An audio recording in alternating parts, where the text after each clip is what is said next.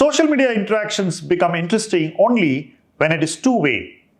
You must get a fair chance to interact with the person you follow or the person whose videos you watch.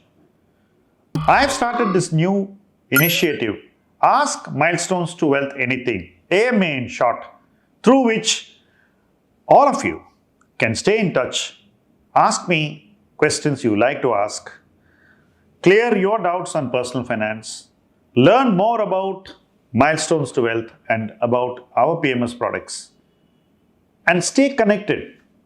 So, this brings us closer. I'm able to be closer to you, to help you in whatever way I can. You feel closer by asking whatever you wish to, and we grow together, helping each other along the way. So fill in this form and stay connected through Ask Milestones to Wealth Anything. Making advisory succeed.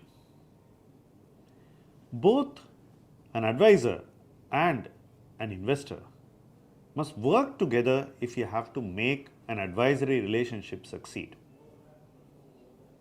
But what I have seen in my experience is that the entire onus of making the advisory relationship succeed is conveniently transferred onto the advisor's shoulders. Let me tell you where this thinking is not correct. Assume that an advisor tells a client to buy a particular investment, let's say a mutual fund scheme. The client layers his judgment on the advisor and takes inputs from social media, then decides not to go ahead with the investment. An advisor would usually give 8 or 10 advices in a year. Assume the client takes only 50% of this advice. In the end, the client may not participate in the winning advice of the advisor adequately. At the end of the year, the client wants to evaluate the quality of the advice. What I have seen is the client invariably goes to see the overall portfolio returns. That's all he sees. He does not see whether he effectively executed on the advice. He does not see how his layering of judgment affected the execution of the advice. And he does not see the impact of his non-participation in winning advice. Yet, he simply goes to see one headline number and says the advice has not worked.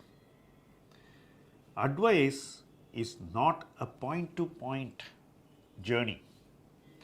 Advice is a milestone journey. There are multiple points of time in which an advisor seeks to advise the investor. There are multiple times the investor approaches the advisor and seeks his advice.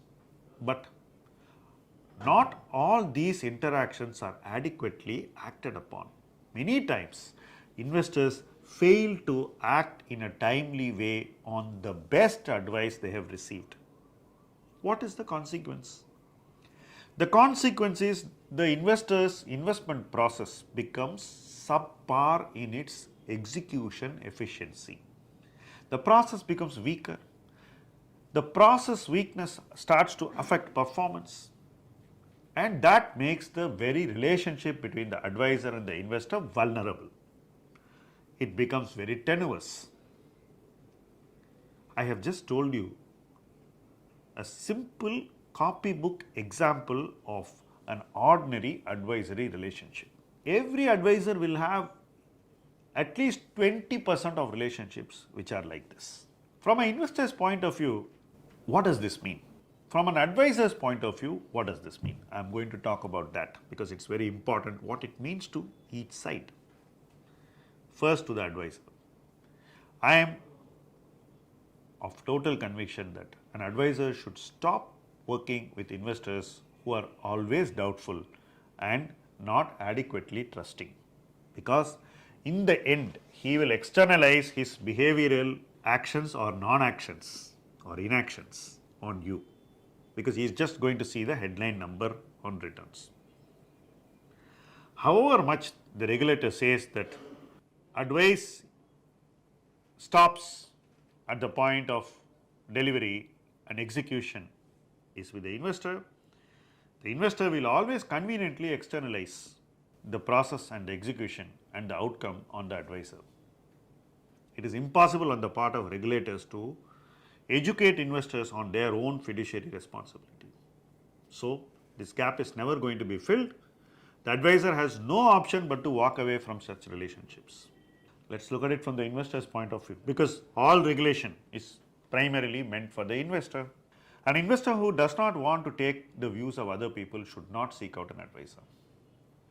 An investor must not seek out an advisor whom he does not trust adequately enough. An investor must be confident about the competence of his advisor before he begins the advisory relationship. After an investor begins an advisory relationship, he should not doubt the competence of the advisor. It is not in his own interest to do that.